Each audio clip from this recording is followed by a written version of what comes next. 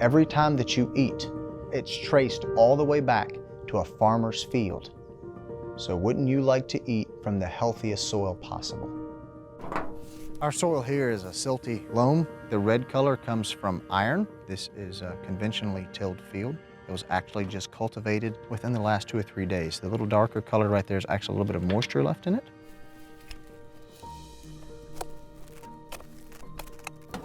This is no-till versus conventional. We have structure, things like wormholes. We have roots going everywhere.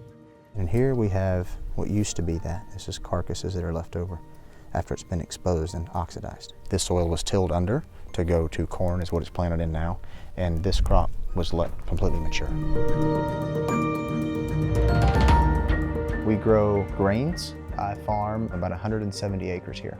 We went no-till for several reasons. We went to it from a resource concern. You know, our soil is all washing down out of our fields. We're in the Piedmont region, just right east of the Blue Ridge Mountains, so we're very rolling, high rainfall area, so we have a lot of problems with erosion. We went to using no-till for an economic reason. Rather than having to make 3 tillage passes, you know, once with a disc ripper, once with a heavy disc, and once with a light disc to fit it for planting, we could just pull a drill across one time. So savings in fuel and labor. Deeper, a little bit deeper in the no-till, there's actually more microorganisms in a teaspoon of soil than there's human life on the earth, okay? So we have this wonderful alive thing that we're trying to steward. And the best way I've ever heard it said is like this: using tillage is like burning your house down to heat up a hot dog. It works great once. There's an author named David Montgomery. One of his books is Dirt, The Erosion of Civilization. They have basically found as soon as a civilization wears out its soils, it basically disappears. Okay, so there's all sorts of different speculations, 70 years, 100 years, that we have that long left until we have farmed our soils out. So we have to learn how to, we already know how to preserve our soils. The bridge we haven't crossed yet is how to build our soils and make a living. We started growing food grains because we're interested in the community as a whole being resilient.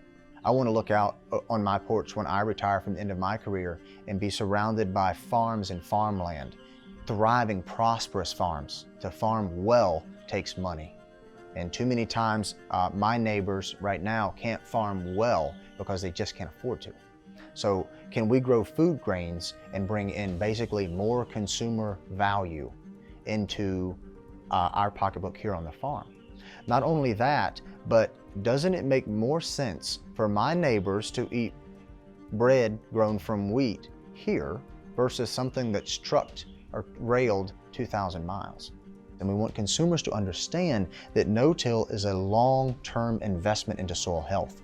So for instance, someone may start using a cover crop system and it may take 4 or 5 years to pay back.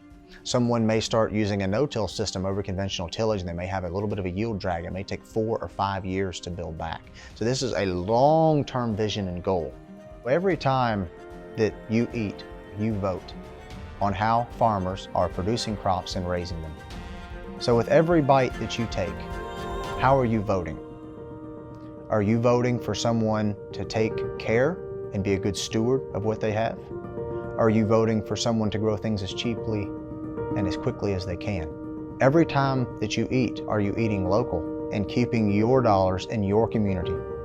There is something that is, I'm gonna say almost emotional or even spiritual about biting into a loaf of bread and looking out over the field where it was grown.